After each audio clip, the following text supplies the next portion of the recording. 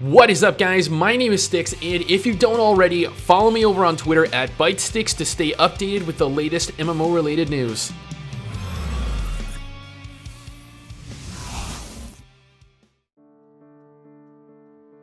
Beginning this video is more difficult than I thought it'd be. See, there are three types of Blessed players at this point. Number one, the Blessed online player that is having fun with the game and criticizes anything negative said in response to it. Number two, the Blessed online player that hates the game yet continues to play it, commenting everywhere they can about how bad the game is. Number three, the ex-Blessed online player that dropped the game and refuses to go back, finding any positivity pertaining to the game and attempting to shut it down as fast as they can.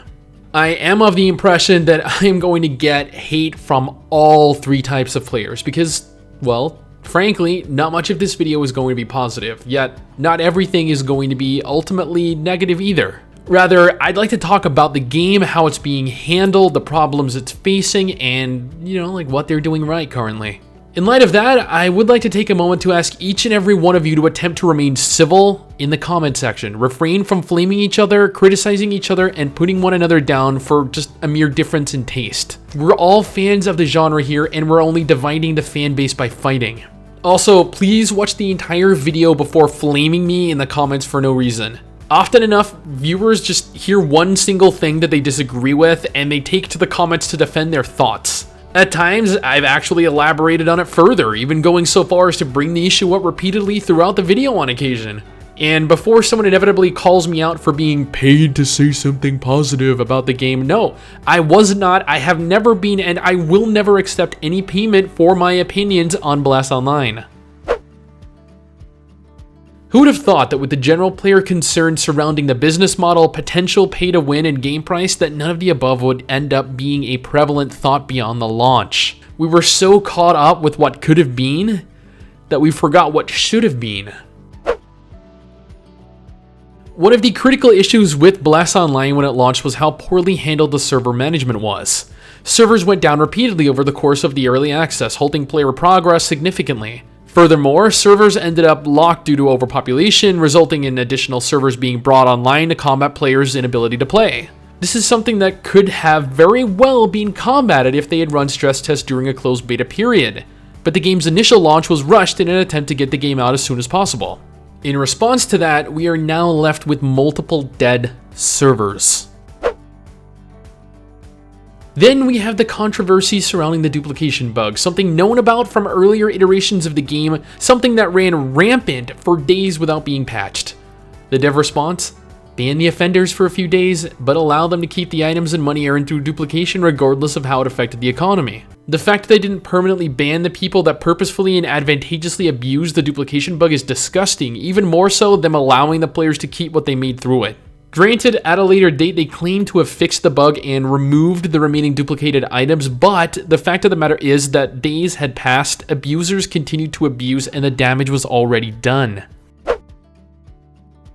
Repeatedly, over the course of the last week, NeoWiz had rolled out balancing patch after balancing patch in an attempt to balance concerns with the game.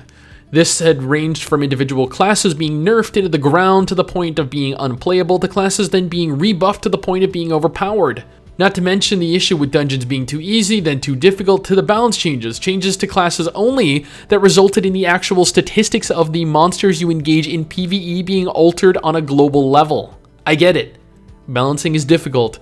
Anyone here that is a fan of World of Warcraft knows how royally players get screwed over by Blizzard whenever they attempt to balance their classes. Then again, that is why, after all, they ended up separating PvE and PvP specs though, something that NeoWiz, along with a lot of other gaming companies, haven't caught on to yet. Potentially one of the most disappointing aspects of the game right now are Battlegrounds. Not the PvP inside the Battlegrounds, the fact that PvP is insurmountably inaccessible. For a game that boasts PvP as a focal point, something that plays a very large overall part in your endgame, having that content in specific gated behind hour-long queue times 2 weeks after launching because nobody's taking part in it. All the hardcore grinders that spent the last 2 weeks grinding to 8k plus gear score only to realize that over the course of those 2 weeks they accomplished nothing. Nothing at all because there is nobody to fight. It's just a disconcerting thought. I know I shouldn't expect too much personally, especially when there are at peak times around 15,000 players playing, but I'm just incredibly underwhelmed by the average turnout for PvP. Don't even get me started on how unbalanced PvP is with immunity skills, healers soloing everyone, and to say I'm disappointed would be a vast understatement. As I mentioned in my PvP segment, players leveled rapidly to max level and furthermore to get as high gear score as they could in as little time possible, only to find that the endgame consisted of, well, there is actually a severe lack of endgame content. As many players are coming to realize, many of them either spending their in-game time farming 2 dungeons, doing a few dailies, killing a couple world bosses, doing hunts, crafting battlegrounds when they pop 3 times per day, or leveling ults. While some people might argue that that is a fully acceptable amount of content for casual gameplay, for someone that puts in more than an hour or 2 per day, that is nowhere near to being enough content to satiate player appetite. Now, I will point out that the Japanese version of Bless has significantly more content than our version does, and that is explained by pointing out that it is quite a bit ahead of ours. So while people are complaining about a content drought, there is quite a sizable amount of content due on the horizon. Whether or not players are patient enough to remain to see that content is another matter altogether. Gearing is more or less like it is in any other MMORPG. You farm gear, you equip gear, you upgrade gear, you farm better gear, you equip better gear, you upgrade better gear. Rinse and repeat. This continues until you inevitably end up with the best gear in the current patch. Bless Online, however, has 2 gear sets only. The game offers each class 1 set of green gear and 1 set of blue gear for each level bracket, and that is it. Then Gems, or Spirits as Bless likes to call them, has some of the worst implementation I've ever seen for an upgrading system. The Spirits are fairly expensive and one of the most important things in game, which leads me to question the dev team's sanity when they made them all break upon death in both PvE and PvP environments. I can't fathom how they accept that that is a solid design choice. As I mentioned above, the duplication bug had a large impact on the economy. The process of actually earning gold in-game is markedly limited. The vast majority of items you obtain that are worth anything at all don't actually sell. Add on to that, the marketplace, which I brought this up prior to the launch, sets a minimum and maximum selling price per item. What this means overall is that you have absolutely no control over how much your items sell for. The game instead decides that for you.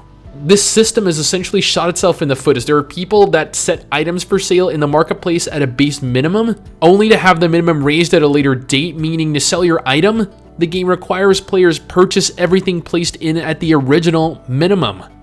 It makes absolutely no sense at all.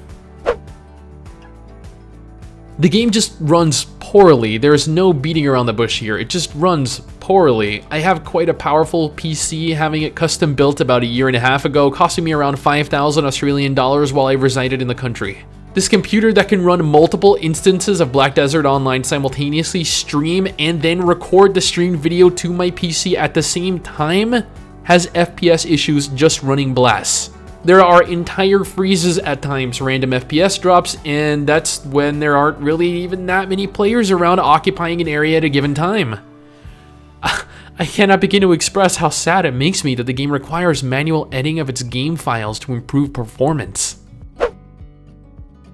The world in Bless Online is beautiful. I know people say that it looks like a mobile game. I know that people say that the game looks like garbage. I know people complain about this or about that. They're welcome to their opinion as I am to mine.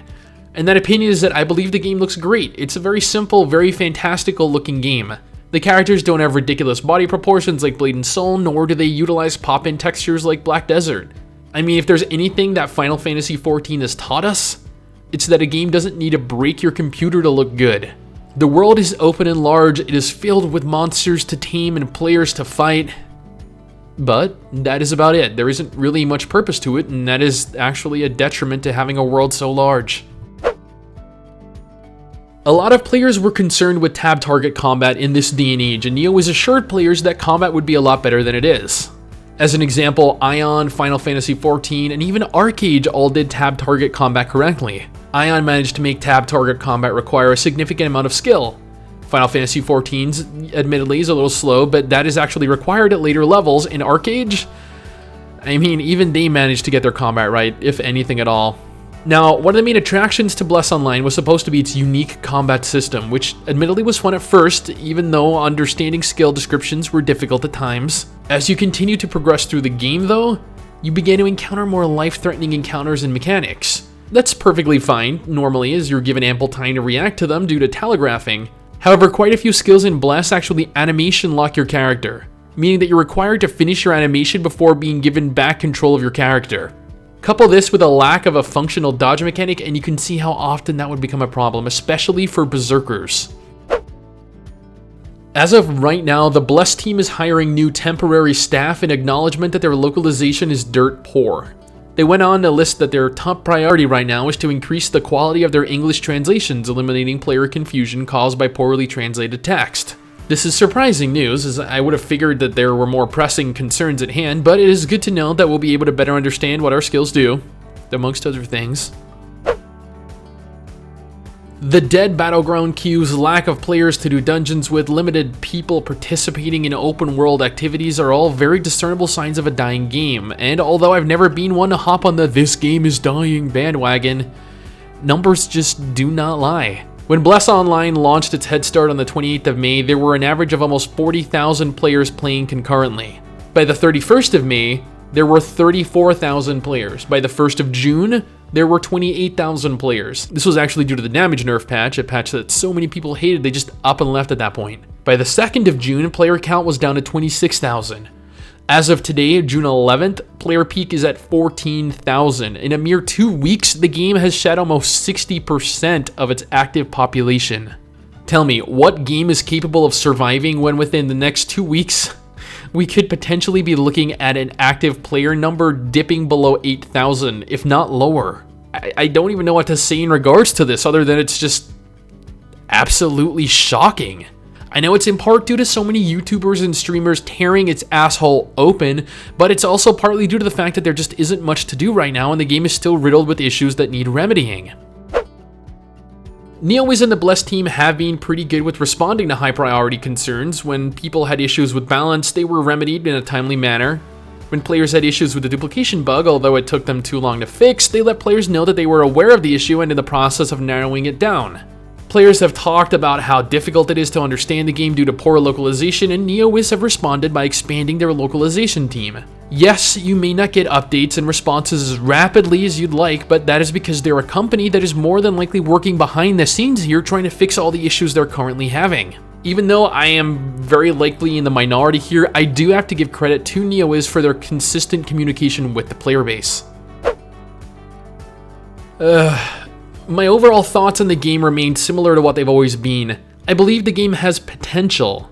Has being the keyword here, or maybe if this downward spiral of population decline continues, had would be the keyword.